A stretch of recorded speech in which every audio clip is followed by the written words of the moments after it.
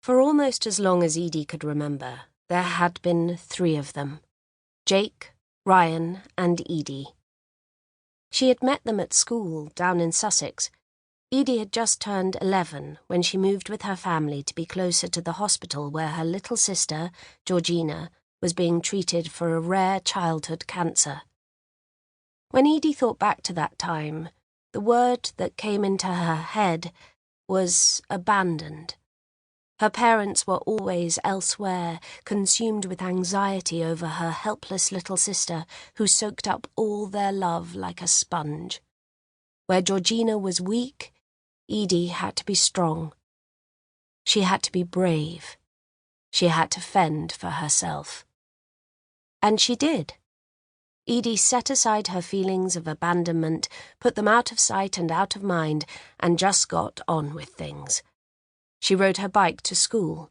She made her own dinner when she got home. Sometimes she even put herself to bed.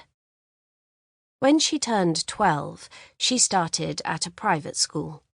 Compared to the other children, Edie seemed grown up.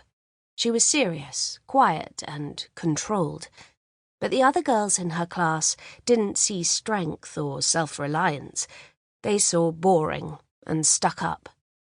They mocked her seriousness, and the more they mocked her, the more distant Edie became. She treated them with scorn, like the grinning idiots she thought them to be. She quickly found herself as lonely at school as she was at home. Until, one day, late in the summer term, she skidded in some gravel going down a hill on her way home from school and came off her bike. She was sitting in the dirt, picking bits of grit out of the scrape in her knee, when 2 boys came rushing over the top of the hill. She recognized them from school.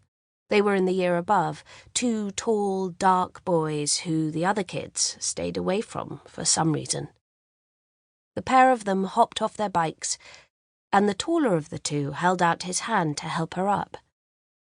"Are you all right?" he asked. His smile was crooked, and he had a large, deep dimple on the right side of his face.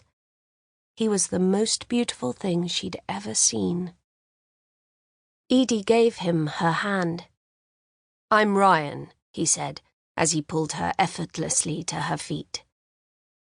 The other boy, kneeling in the dirt to examine the wheel of her bike, said softly, "I'm Jake."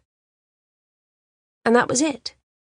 The bolt of lightning, heart-stopping. Edie knew right away he was the one. From that day on, it was the 3 of them together, inseparable. Only now, there were just 2. Edie, curled into a ball in the corner of the sofa, the floor around her littered with tissues, and Ryan pacing back and forth, wearing out the carpet.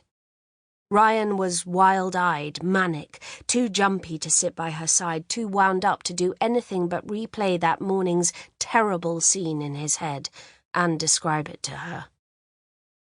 "There was so much blood. Edie, I couldn't do anything. I tried CPR, but it was useless. I mean, of course it was useless. He was gone. And then I was covered in blood, just sitting there, and I said, 'He's my brother.' And then they wanted to know why I lied, and I said, 'I didn't lie. Ryan shook his head. "We used to say it all the time, didn't we? 'He's my brother. We're like brothers.' I don't know why I said it. I don't know why I said it then. Christ, Edie, there was so much blood."